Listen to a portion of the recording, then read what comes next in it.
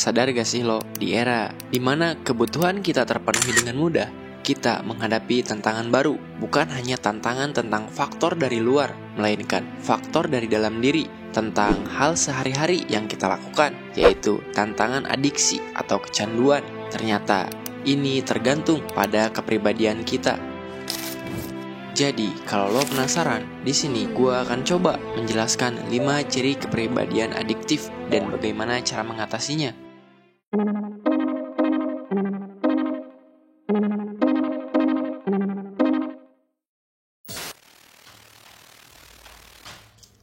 Lo itu salah satu bukan dari orang yang impulsif, cenderung bertindak cepat atas dorongan dan keinginan tanpa mikirin konsekuensinya. Dengan kata lain, lo hanya mempertimbangkan hasil jangka pendek sambil mengabaikan hasil akhir jangka panjang dari keputusan yang dilakukan. Sebenarnya, impulsivitas tidak selalu merupakan hal yang buruk. Sifat impulsif cenderung berkarakteristik spontan, santai, dan menyenangkan. Namun, sifat ini juga lebih mungkin terlibat dalam pencapaian kepuasan instan, dan sifat ini mungkin saja mengalami kesulitan untuk memenuhi tanggung jawab, serta memiliki masalah dengan menunda kesenangan sesaat. Jika ini terasa seperti sifat yang ada di dalam diri lo, kesadaran diri adalah langkah pertama untuk mengatasi masalah ini. Lo nggak bisa memperbaiki masalah apapun jika nggak punya kesadaran sejak awal. Langkah selanjutnya adalah kita harus sadar memikirkan konsekuensi jangka panjang dari perilaku kita. Salah satu cara untuk melakukannya adalah dengan menyadari bahwa apapun kesenangan yang kita peroleh dari suatu perilaku itu bersifat sementara, tetapi efek negatifnya bisa serius dan permanen. Misalkan, makan es krim sambil menonton TV mungkin membuat kita merasa senang, tetapi yang kita makan nutrisinya nggak memadai, serta kurangnya kita berolahraga karena terus duduk dan menonton TV yang akan menyebabkan penambahan berat badan, serta berpotensi munculnya masalah kesehatan lain. Intinya adalah bahwa setiap keputusan yang kita buat memiliki konsekuensi meskipun diri kita tidak langsung merasakannya. Yang akan dibahas selanjutnya adalah tentang sensasi, bahwa mencari sensasi adalah ciri kepribadian yang erat kaitannya dengan impulsivitas. Sifat mencari sensasi ini memiliki keinginan kuat untuk mendapatkan pengalaman baru yang mendebarkan. Sifat ini terkadang mengartikan seringnya seseorang mencari sensasi untuk dirinya hingga terlibat dalam perilaku beresiko seperti penyalahgunaan narkoba atau alkohol. Tetapi juga dapat muncul dalam bentuk lain seperti berbelanja, bermain video game, scroll media sosial, dan lain-lain. Intinya, setiap perilaku yang menyenangkan bisa menjadi sumber dari kecanduan itu. Setiap manusia secara alami akan mencari kesenangan dan menghindari rasa tidak nyaman. Ada kalanya, beberapa orang memang memiliki ambang batas kesenangan yang sangat tinggi. Dengan kata lain, mereka membutuhkan rangsangan lebih untuk mencapai tingkat kesenangan tertentu. Orang-orang seperti ini seringkali membenci rasa bosan dan rutinitas tertentu, serta melakukan segala cara untuk menghindarinya. Hal ini bisa membuat kita terlibat dalam perilaku yang berpotensi adiktif, seperti penyalahgunaan zat. Penting untuk kita tahu bahwa sifat pencarian sensasi tidak selalu buruk, dan tidak semua orang mencari sensasi melakukan hal yang negatif. Namun, ketika dikombinasikan dengan faktor negatif lainnya, kemungkinan perilaku kecanduan terhadap hal negatif dapat muncul dalam diri lo. Jika ini terdengar seperti diri lo, seharusnya secara sadar mengganti mencari sensasi ke kegiatan atau aktivitas yang lebih sehat dan memenuhi kebutuhan dalam diri. Maka akan muncul sensasi lain seperti rasa senang di saat melakukan aktivitas positif tersebut.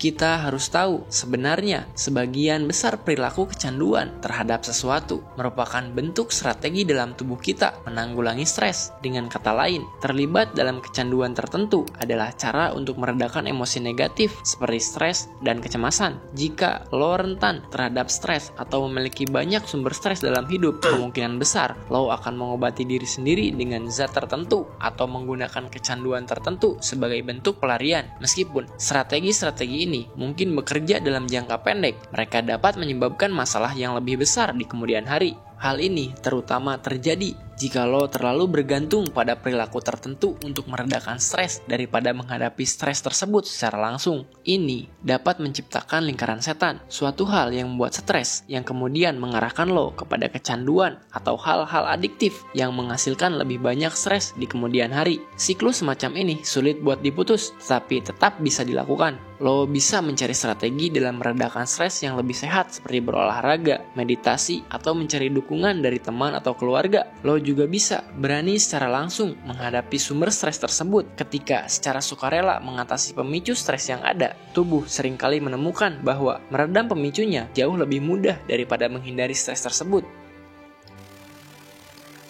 Ternyata ada faktor yang sangat penting yang jarang kita sadari. Selain beberapa ciri kepribadian tertentu, lingkungan juga ternyata memainkan peran penting dalam memunculkan kecanduan atau adiktif. Terpapar oleh teman dalam kebiasaan tertentu saja dapat membuat diri lo lebih mungkin untuk mengikuti kebiasaan teman tersebut. Pengaruh sosial sangat bisa menjadi faktor signifikan.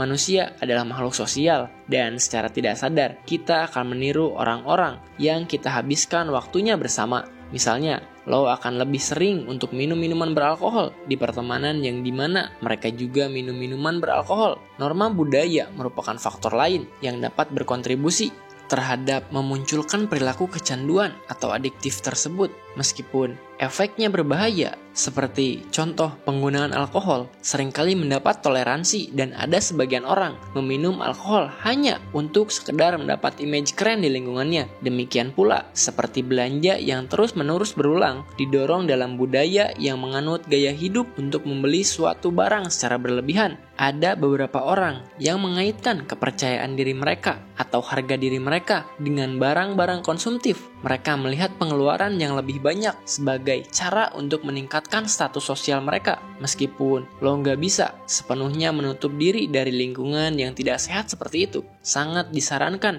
serta sangat penting untuk sadar dan melihat bagaimana lingkungan membentuk perilaku kita sebagai manusia. Kemudian, lo bisa mencoba menyusun lingkungan atau memilah pertemanan sedemikian rupa agar mendukung dalam kebiasaan positif dan menghindari tempat, orang, serta pemicu lain yang dapat membuat kita terlibat dalam lingkungan negatif yang tidak diinginkan. Lo bisa merasakannya gak sih? Beberapa orang atau mungkin diri lo sendiri lebih rapuh terhadap tekanan sosial yang kemudian dapat memicu kebiasaan adiksi atau kecanduan. Seperti yang telah kita bahas sebelumnya, orang dengan harga diri yang rendah mungkin lebih rentan terhadap tekanan teman sebaya dan keinginan untuk mendapatkan validasi sosial. Mereka mungkin terlibat dalam penggunaan zat, belanja yang berlebihan, atau perilaku adiktif lainnya untuk menyesuaikan diri dengan kelompok sosial tertentu agar mendapatkan persetujuan dari kelompok tersebut. Meskipun itu bertentangan dengan sisi positif dalam diri mereka sendiri, seperti mereka tahu bahwa ini perbuatan yang salah, tapi masih tetap memaksakan. Harga diri yang rendah dapat membuat diri mereka sendiri percaya bahwa mereka tidak layak mendapatkan cinta, kesuksesan, atau kebahagiaan. Mereka mungkin menggunakan zat atau perilaku adiktif sebagai bentuk pengobatan diri untuk menghilangkan rasa sakit emosional atau untuk menciptakan rasa harga diri palsu. Nah, salah satu cara untuk mengatasi harga diri yang rendah adalah dengan menentang keyakinan negatif yang lo miliki tentang diri sendiri. Triknya adalah dengan memperlakukan diri sendiri sebagaimana lo memperlakukan orang lain yang lo sayangi. Kita seringkali lebih keras pada diri sendiri dibandingkan dengan perlakuan kita terhadap orang-orang di sekitar kita. Seharusnya kita memperlakukan diri dengan merawat dan belas kasih yang sama seperti yang kita berikan kepada orang lain. Jika lo memiliki kecenderungan adiktif, langkah pertama untuk mengatasinya adalah kesadaran diri. Lo itu nggak bisa mengubah perilaku tanpa terlebih dahulu menyadarinya. Memerangi kecanduan negatif adalah perjuangan yang akan berlangsung lama, tetapi lo tidak harus menghadapinya sendirian. Dukungan sosial adalah cara terbaik untuk mengatasi dari kecanduan negatif tersebut. Jadi jangan ragu untuk mencari bantuan dari teman, keluarga, atau secara profesional.